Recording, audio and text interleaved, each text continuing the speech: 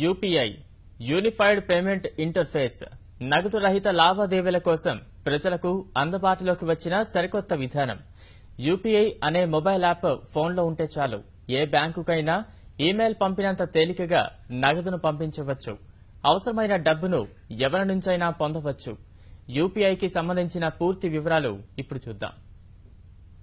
Unified payment interface అని సంక్షిప్తంగా చెప్పుకోవాలంటే యూపీఐ అని సరికొత్త విధానం ఇప్పుడు ప్రజలకు అందుబాటులోకి వచ్చింది. ఓ చిన్న మొబైల్ యాప్ ని ఫోన్లో ఇన్స్టాల్ చేసుకుంటే చాలు. కేవలం మొబైల్ నంబర్ని కానీ లేదా ఓ ప్రత్యేకమైన ఐడీని కానీ టైప్ చేసి క్షణాల్లో ఎవరికైనా డబ్బులు పంపించుకోవచ్చు, రిసీవ్ చేసుకోవచ్చు. తాజాగా యూపీఐ అంటే యూనిఫైడ్ పేమెంట్ ఇంటర్ఫేస్ అని చెప్పేసి ఒక కొత్త టెక్నిక్ ని గవర్నమెంట్ ఆఫ్ ఇండియా అందుబాటులోకి తీసుకొచ్చింది.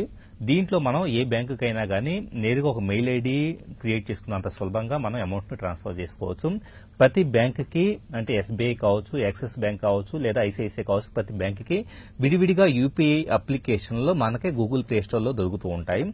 అలాగే ఇక్కడ మనకి ఫోన్ పిఈ అని చెప్పేసి ఒక అప్లికేషన్ అన్ని బ్యాంకులకు సంబంధించి ఒకే చోట మన అకౌంట్స్ ని యాడ్ చేసుకోవడానికి, ఆ బ్యాంకుల్లో అమౌంట్స్ ని ట్రాన్స్ఫర్ చేసుకోవడానికి అవకాశం కల్పిస్తూ ఉంది. మీరు గూగుల్ ప్లే స్టోర్ లోకి వెళ్లి ఫోన్ పిఈ అనే అప్లికేషన్ వెతికి పట్టుకొని దాన్ని ఇన్స్టాల్ చేసిన తర్వాత దాన్ని ఓపెన్ చేస్తే కనుక ఆ అప్లికేషన్ ఇలా ఓపెన్ అయ్యి ఉంది. ఓపెన్ అయిన తర్వాత మనం మొదట బ్యాంక్ అకౌంట్ ని యాడ్ చేసుకోవాల్సి ఉంటుంది. దీనికోసం ఇక్కడ మనకి మెనూ కనపడుతుంది కదా, మెనూలోకి వెళ్లి బ్యాంక్ అకౌంట్స్ అని ఒక ఆప్షన్ ఉంది చూడండి. సో బ్యాంక్ అకౌంట్స్ అనే ఆప్షన్ సెలెక్ట్ చేసుకోవాల్సి ఉంటుంది. సెలెక్ట్ చేసుకున్న తర్వాత అడుగు భాగంలో మనకి యాడ్ న్యూ బ్యాంక్ అకౌంట్ అని చెప్పేసి ఒక ఆప్షన్ కనపడుతుంది చూడండి.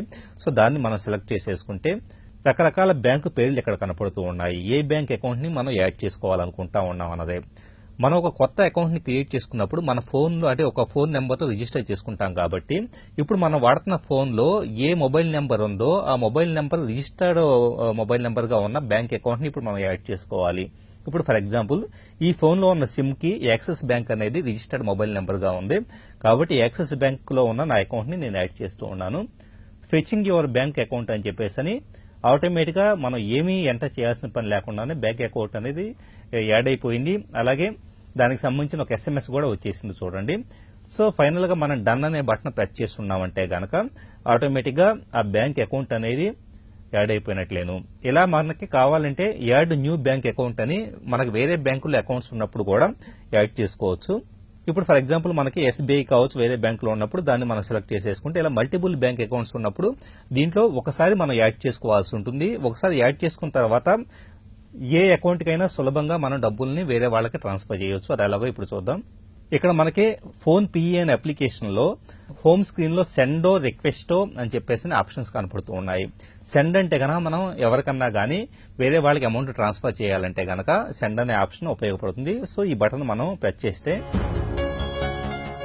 సో ఇక్కడ మన కాంటాక్ట్ లిస్ట్ లో నుంచి ఏదో ఒక కాంటాక్ట్ మనం సెలెక్ట్ చేసుకుంటే గనక ఆ పర్టికులర్ మొబైల్ నెంబర్ ఏ బ్యాంక్ అకౌంట్ తో లింక్ అయ్యిందో వాళ్ళకి మనం అమౌంట్ పంపించవచ్చు. అంటే ఇంతకు ముందులాగా మనం అమౌంట్ ట్రాన్స్ఫర్ చేయడానికి ఐఎఫ్ఎస్సి కోడ్లు, బ్యాంక్ అకౌంట్ నెంబర్లు ఇలాంటివి ఏమీ గుర్తుపెట్టుకోవాల్సిన పని లేదు.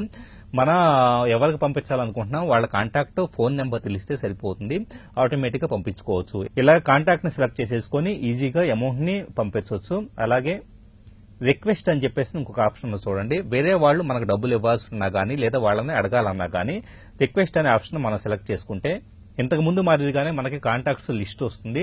ఆటోమేటిక్ గా కాంటాక్ట్స్ లిస్ట్ నుంచి కూడా మనం అమౌంట్ ని రిక్వెస్ట్ చేయొచ్చు. విపిఏస్ అని చెప్పేసి ఇంకొక ఆప్షన్ కూడా ఇక్కడ ఉంది చూడండి.